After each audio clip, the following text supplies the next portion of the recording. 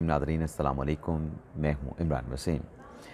ऐसे आज के प्रोग्राम में 3 बड़ी अहम ख़बरें इस प्रोग्राम में आपके साथ हम शेयर करने जा रहे हैं।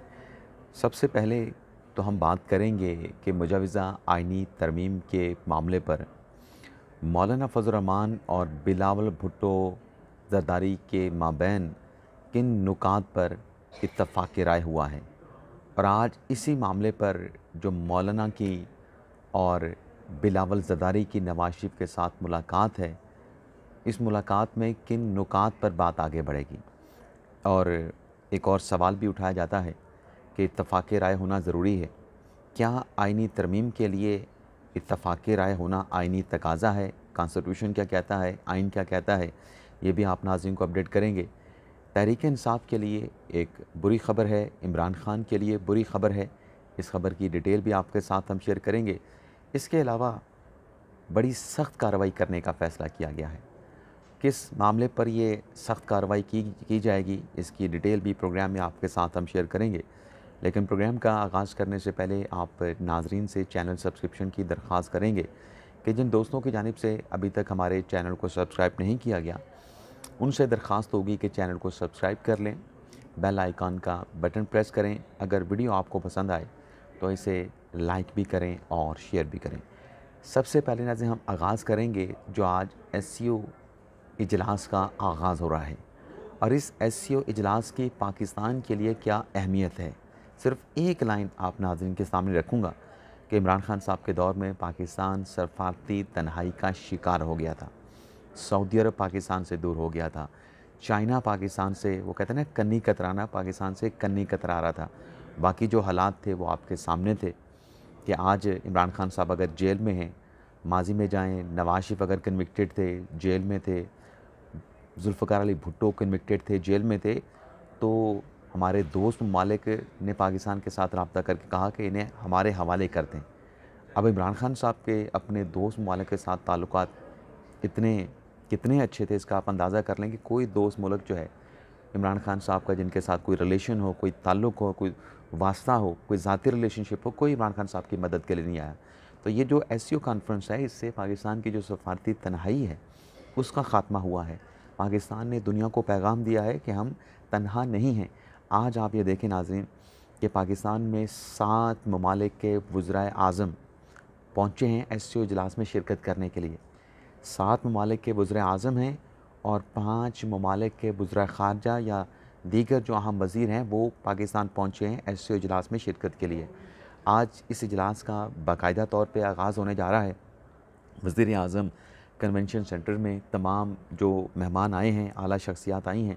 वैसे रात गए रूस के वज़ीर आज़म, डिप्टी वज़ीर आज़म भी इस्लामाबाद पहुँच चुके हैं। ईरान के वज़ीर मादनियात मोहम्मद अताबक भी इस्लामाबाद पहुँच चुके हैं। तो कन्वेंशन सेंटर में आज वज़ीर आज़म शहबाज शरीफ तमाम जो मेहमान हैं उनको वेलकम करेंगे। वहाँ पे वज़ीर आज़म शहबाज शरीफ का वेलकम ख़िताब होगा, वेलकम उनकी स्पीच होगी। फिर उसके बाद जितनी आला शख्सियात आई हैं उनकी तकरीरें होंगी और फिर एक साइनिंग सेरेमनी होगी। उसके बाद जो है वज़ीर आज़म इख्तितामी स्पीच करेंगे और फिर उसके बाद ज़ोराना दिया जाएगा तमाम मेहमानों को। और फिर आखिर में हमारे जो वज़ीर ख़ारजा हैं, डिप्टी वज़ीर आज़म हैं इसहाक़ डार, वो एससीओ के जॉइंट सेक्रेटरी के साथ एक कम्युनिकेशन करेंगे, एक प्रेस कॉन्फ्रेंस करेंगे और मुश्तरका अलामिया जो है वो इस सिलसिले में जारी किया जाएगा। अब आ जाते हैं नाज़रीन आइनी तरमीम पे हम बात कर लेते हैं। आइनी तरमीम पे नाज़रीन कल मौलाना फ़ज़ल रहमान साहब जो कि चंद रोज़ पहले से ही सिंध पहुँचे हुए थे और मौलाना साहब ने मुलाकात की बिलावल भुट्टो ज़रदारी के साथ। और ये कोई अनशेड्यूल मुलाकात नहीं थी, पहले से ही शेड्यूल मुलाकात थी। और इस मुलाकात जो कि 3 घंटे तक तवील रही, ज़रा ये बताते हैं कि आइनी तरमीम के नुकात के ऊपर जो है वो गौर व ख़ौज़ किया गया, मुशावरत की गई, तबादला ख़्याल किया गया। और बिलावल साहब का यही था कि वो सीओडी जो एक मुआहिदा साइन हुआ उसके मुताबिक वो आइनी अदालत बनाना चाहते हैं। और बिलावल साहब ने कहा कि ये कायद-ए-आज़म का भी ख़्वाब था और मेरी शहीद वालदा मोहतरमा बेनज़ीर भुट्टो का भी ख़्वाब था कि आइनी अदालत जो है वो बनाई जाए। और उन्होंने तावन मांगा मौलाना फ़ज़ल रहमान साहब से। मौलाना फ़ज़ल रहमान साहब का शुक्रिया भी उन्होंने अदा किया क्योंकि मौलाना साहब ने तावन फ़राहम किया है। क्योंकि मौलाना साहब का जो मुसवदा सामने आया था, उस मौलाना साहब के मुसवदे में ये था कि आइनी बेंच बना लिया जाए, आइनी अदालत ना बनाई जाए। तो अब ये जो बात की जाती है ना कि आईनी तरमीम के लिए इत्तफ़ाक़ राय होना ज़रूरी है, इत्तफ़ाक़ राय के बगैर आईनी तरमीम नहीं हो सकती। इट्सेल्फ कॉन्स्टिट्यूशन खुद ये बताता है कि आईनी तरमीम आप 2/3 मेजॉरिटी के साथ कर सकते हैं। कहीं कॉन्स्टिट्यूशन में नहीं लिखा गया कि आपने इत्तफ़ाक़ राय के साथ जो है वो आइन में कोई तरमीम करनी है, आइन में कोई तब्दीली करनी है। आइन में 2/3 लिख दिया गया है तो इसका मतलब 2/3 है।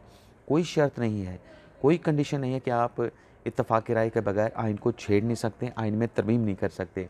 लेकिन बहरहाल अभी जो मुशावरत हुई है उसमें मौलाना फजल रहमान साहब की जो उनका मसवदा है, उनकी ज़्यादा बातों को जो है आइनी तरमीम का जो पैकेज बन रहा है, जो मुश्तरका मसवदा बन रहा है, जो इत्तफ़ाक़ राय हुआ है, उसमें मौलाना फजल रहमान साहब की बातें जो हैं वो ढेर सारी मौलाना फजल रहमान साहब की बातों को शामिल किया गया। लेकिन जो आज एक और अहम मुलाकात होनी है नवाज़ शरीफ के साथ बिलावल ज़रदारी साहब की, मौलाना फजल रहमान साहब की, इस मुलाकात में भी आखिरी जो ब्रेक थ्रू है वो भी हो जाना है।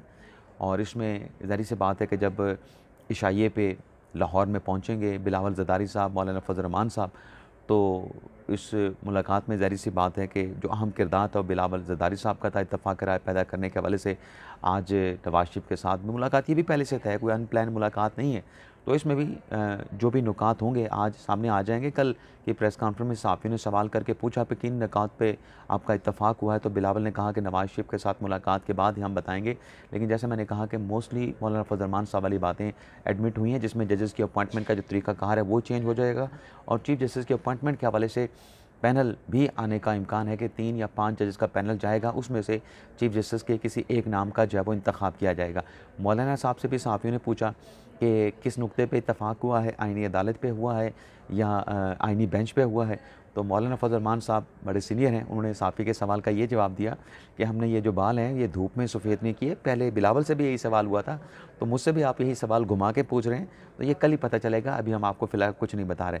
लेकिन बहरहाल इस डेवलपमेंट के बाद जो ज़ैली कमेटी है, वैसे नाज़रीन आपको बता दें कि जो आइनी तरमीम होगी, इसमें हुकूमत का ये दावा था, हुकूमत का ये दावा है कि मौलाना के बगैर भी हम कर सकते हैं।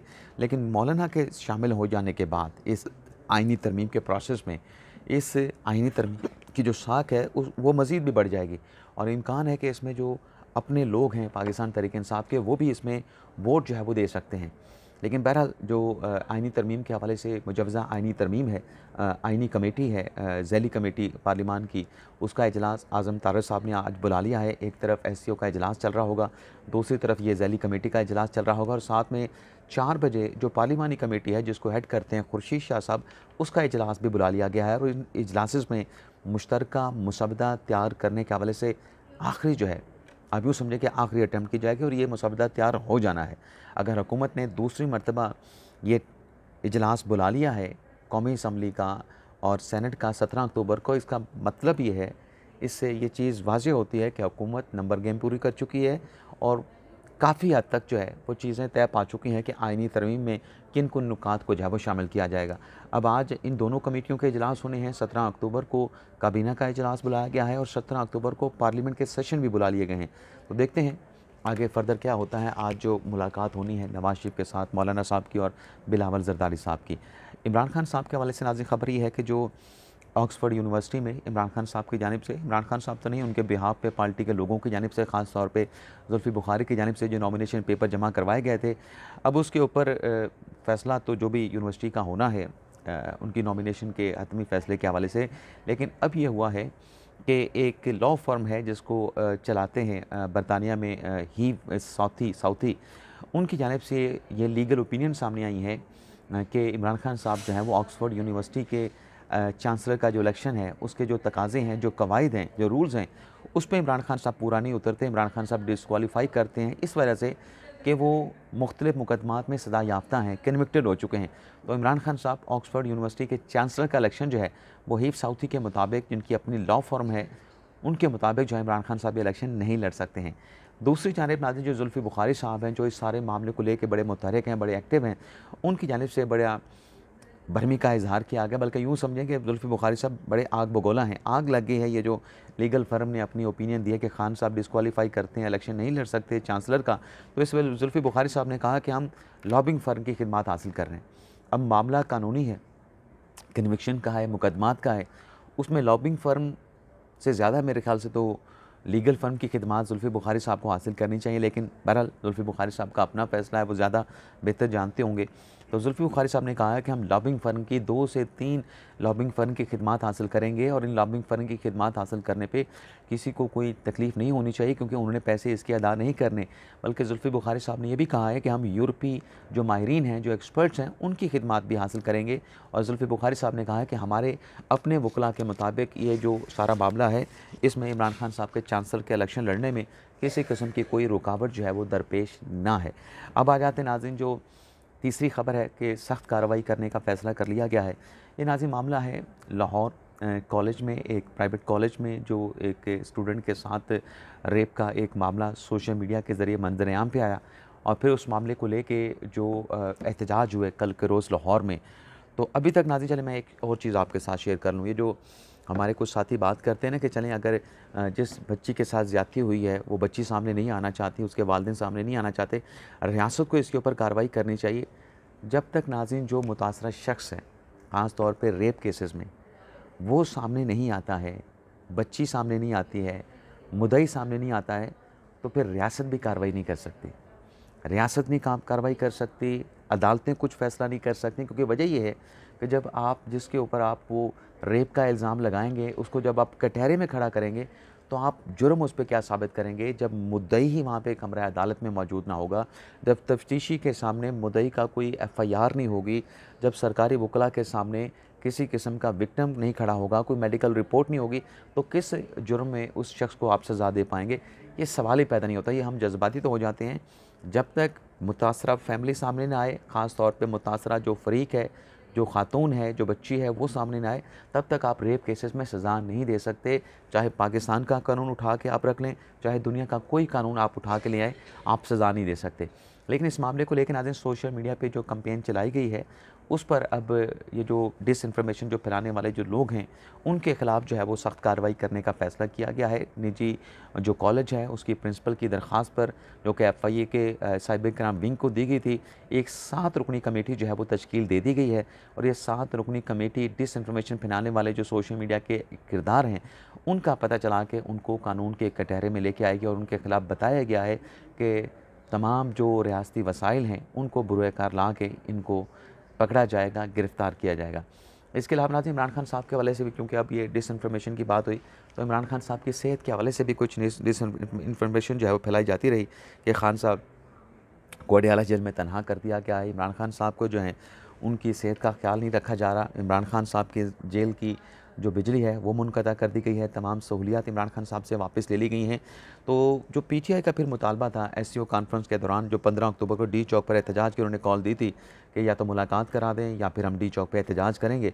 तो फिर डॉक्टर की इमरान खान साहब के साथ मुलाकात और मेडिकल चेकअप की हुकूमत ने पेशकश की थी, जो कि तहरीक इंसाफ ने एक्सेप्ट भी कर ली थी। तो वो जो डॉक्टर जो पिम्स के जाके इमरान खान साहब का मुआयना करके आए, उनके नाज़रीन रिपोर्ट जो है वो सामने आ चुकी है। उस रिपोर्ट के मुताबिक इमरान खान साहब सेहतमंद हैं, इमरान खान साहब हशाश बशाश हैं, इमरान खान साहब का जो बीपी है वो भी बिल्कुल नॉर्मल है।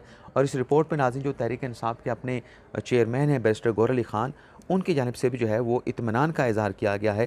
बैरिस्टर गौहर अली ख़ान ने अपने स्टेटमेंट में ये कहा है कि इमरान खान साहब, मैं नाज़रीन आपको बता देता हूँ, उन्होंने ये कहा है कि चेयरमैन पीटीआई के इमरान खान साहब बिल्कुल तंदुरुस्त हैं। आज भी इमरान खान साहब ने 1 घंटा जो एक्सरसाइज की है और बानी पीटीआई की जो मेडिकल रिपोर्ट्स हैं वो भी हमें जल्द मौसूल हो जाएंगी। तो कल रात गए ये जो रिपोर्ट है, ये रिपोर्ट भी जो है वो पीटीआई के जो चेयरमैन हैं बैरिस्टर गौहर अली ख़ान साहब, उनको जो है वो फराहम कर दी गई हैं। तो ये नाज़रीन आज का हमारा वीलॉग एससीओ कॉन्फ्रेंस के हवाले से मैं पाक चाइना सेंटर में, जहाँ पर मीडिया फैसिलिटेशन सेंटर बनाया गया है, वहाँ पे मौजूद हूँ। यहाँ से आपको दोपहर में कि क्या कार्रवाई हुई है, क्या माहौल है यहाँ का, आपको अपडेट करेंगे। लेकिन अब तक के लिए इतना ही, आपसे इजाज़त चाहते हैं। अल्लाह ताला हम सब का हमें नासिर और अपनी दुआ में याद रखिएगा। अल्लाह हाफ़िज़।